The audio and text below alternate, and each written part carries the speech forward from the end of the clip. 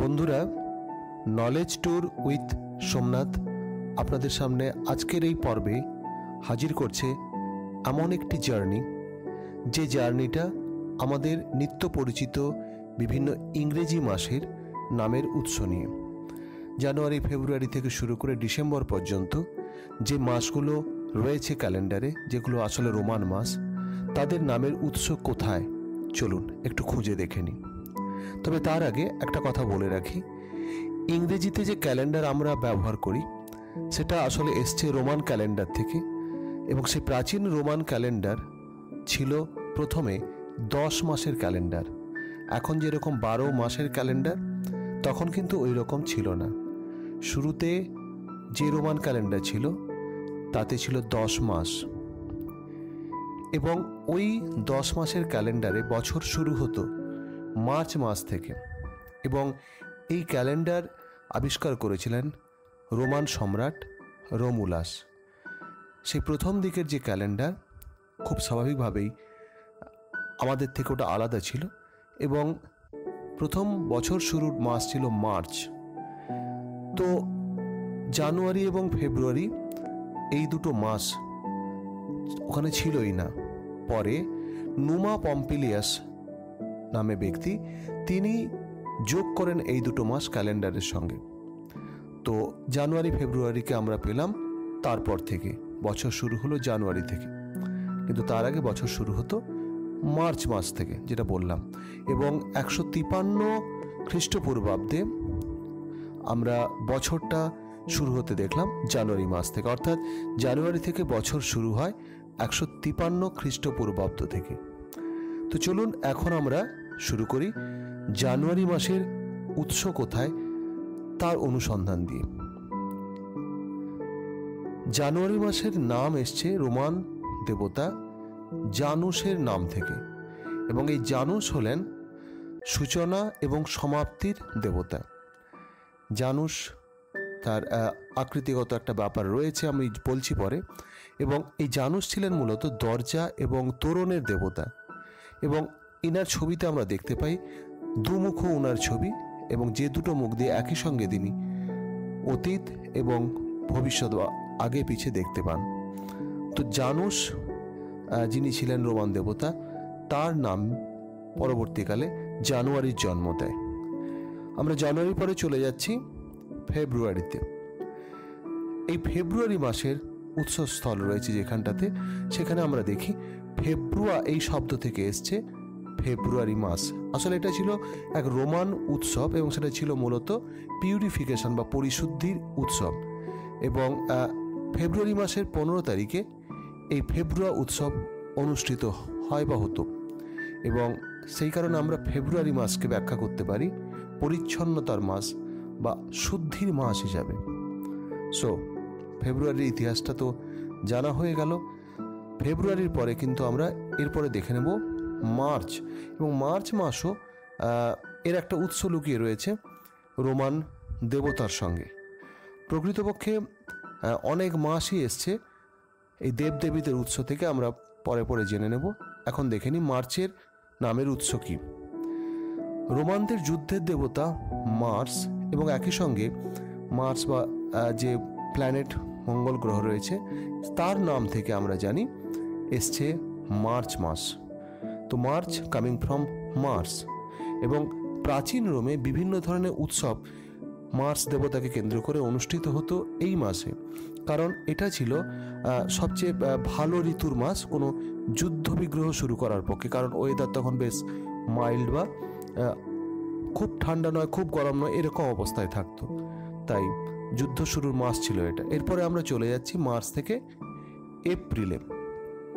এপ্রিলের উৎসস্থল সেটাও একটা মিথোলজি বা পুরাণের দিকে যাবে, এবং আমরা দেখে নিই যে ল্যাটিন শব্দ এপ্রিলিস থেকে এসছে, এবং এপ্রিলিস এই শব্দটার মানে বোঝায় অ্যাফ্রোডাইট, অর্থাৎ ভেনাস যে দেবী তার গ্রিক নাম হলো অ্যাফ্রোডাইট, এবং সে এপ্রিলিস বা অ্যাফ্রোডাইট থেকে এসছে। এবং পরের দিকে অবশ্য এই মতের বিরোধিতা করেন জ্যাকব গ্রিন, এবং যিনি মনে করলেন যে দেবতা এপার বা অ্যাপ্রাস, বা যাকে দেবতা না বলে বীর বলা ভালো, প্রণম্য বীর, তার নাম থেকে এপ্রিল নামটা এসছে। তো জানুয়ারি, ফেব্রুয়ারি, মার্চ, এপ্রিলের পরে আমরা চলে যাব মে মাসের উৎস সন্ধানে। মে মাস এটা কিন্তু জড়িয়ে থাকা অবশ্যই প্রাচীন মিথোলজির সঙ্গে একটা নাম, এবং দেখতে পাচ্ছি আমরা মাইয়া বলে যে দেবী ছিলেন, এবং গ্রিক মিথোলজিতে যিনি হচ্ছেন নার্চারার এবং আর্থ গডেস, তার নাম থেকে এসছে মে মাস। So May coming from the name Maia of Greek mythology, the goddess of Greek mythology. তো আমরা চলে যাব মের পরে জুন, এবং এই মাসটিও দেবদেবীদের সঙ্গে সম্পর্কিত। আমরা দেখে নেব যে এর উৎসে রয়েছেন কোন দেবতা বা দেবী, এবং আমরা দেখতে পাচ্ছি রোমান দেবী জুনো, জুনো যিনি ছিলেন জুপিটারের স্ত্রী, তার নাম থেকে এসছে জুন, এবং জুনোকে বলা হয় বা ভাবা হয় বিয়ে এবং সন্তান ধারণ বা সন্তান জন্মের দেবী হিসাবে। তো সেই রোমান দেবী জুনো, তার নাম অনুসারে জুন মাসের নাম জুন হয়েছে। তো আমরা অনেকটা জার্নি পেরিয়ে এলাম, এরপরে বাকিগুলো দেখে নেব, তবে সবগুলো কিন্তু বেশ ইন্টারেস্টিং, তাই নয় কি? জুলাই, জুলাই মাস আমরা মোটামুটি আমাদের দেশে দেখছি বর্ষাকাল, তবে ঋতু যাই হোক না কেন আমরা তার উৎসটা দেখে নিই। এবং আমরা দেখতে পাচ্ছি যে জুলিয়াস সিজারের নামানুসারে এসছে, এবং তার মৃত্যুর পরে যেটা 44 বিসি বা 44 খ্রিস্টপূর্বাব্দে আমরা দেখলাম তার মৃত্যুর পরে জুলাই মাসকে জুলিয়াস সিজার নামে নামাঙ্কিত করা হলো। তার আগে কিন্তু রোমান ক্যালেন্ডারে এর নাম ছিল কুইন্টিলিস। কুইন্টিলিস মানে ছিল ফিফথ বা পঞ্চম। আসলে মার্চ থেকে ধরলে এই মাসটা ছিল পঞ্চম মাস। প্রাচীন রোমান ক্যালেন্ডার যেটা ছিল 10 মাসের, সেখানে এটা ছিল পঞ্চম মাস। তো এই হচ্ছে মোটামুটি আমাদের জুলাইয়ের ব্যাপার। জুলাই পরে আমরা চলে যাব অগাস্টে বা আগস্ট মাস, এবং এখানেও রয়েছেন কিন্তু আরেকজন সম্রাট। তো কে আমরা একটু দেখে নিই, চলুন। আমরা দেখছি কি না, প্রাচীন রোমান ক্যালেন্ডারে 6th মান্থ বা ষষ্ঠ মাস তাকে বলা হতো সেক্সটিলিস, এবং এটাকে পরের দিকে নাম করা হয় মোটামুটি অগাস্টাস সিজার যিনি ছিলেন রোমান সম্রাট, তার মৃত্যুর বছর 6 পর থেকে এই মাসটির নাম হয় অগাস্ট। সেক্সটিলিসের নাম হয়ে যায় আগস্ট বা অগাস্ট। তো আমরা বাকি রয়েছে দেখতে পাচ্ছি সেপ্টেম্বর, অক্টোবর, নভেম্বর, ডিসেম্বর, 4টি মাস, যার শেষে রয়েছে বার। এবং সেপ্টেম্বর, অক্টোবর, নভেম্বর, ডিসেম্বরে এদের ফ্রেমিংটা কিন্তু অলমোস্ট একই ঘরানায় আসবে। প্রকৃতপক্ষে ল্যাটিন শব্দ সেপ্টেম থেকে সেপ্টেম্বর কথাটা এসছে, এবং সেপ্টেম কথা মানে হচ্ছে 7। প্রাচীন রোমান ক্যালেন্ডার অনুসারে এই মাসটি ছিল 7ম মাস, যদিও বাস্তবিক পক্ষে এটা এখন 9ম মাস। এই সেপ্টেম থেকে সেপ্টেম্বর একই রকমভাবে আমরা দেখে নেব অক্টোবরের নামের পেছনে রয়েছে কোন শব্দ, এবং ডেফিনেটলি আমি আগেই বলে দিয়েছি অক্টোবর, নভেম্বর, ডিসেম্বর এই তিনটিও একই ধারায় নামটা আসবে। এবং আমরা দেখে নিচ্ছি এখন যে অক্টো কথাটা ল্যাটিন শব্দ, তার মানে হচ্ছে 8। তো এটা ছিল 8th মান্থ বা 8ম মাস রোমান ক্যালেন্ডার অনুসারে, তাই এর নাম হয়েছে অক্টোবর বা অক্টোবর, যাই বলি না কেন। একই রকমভাবে আমরা চলে যাব অক্টোবর পেরিয়ে শেষ দুটো মাসে, অর্থাৎ নভেম্বর এবং ডিসেম্বরে। ল্যাটিন যে শব্দ আমরা আলোচনা করছি তার মধ্যে আমরা সেপ্টেম পেয়েছি, অক্টো পেয়েছি, এবং নভেম্বরের ক্ষেত্রে আমরা যে শব্দটা পাবো সেটা হচ্ছে নভেম।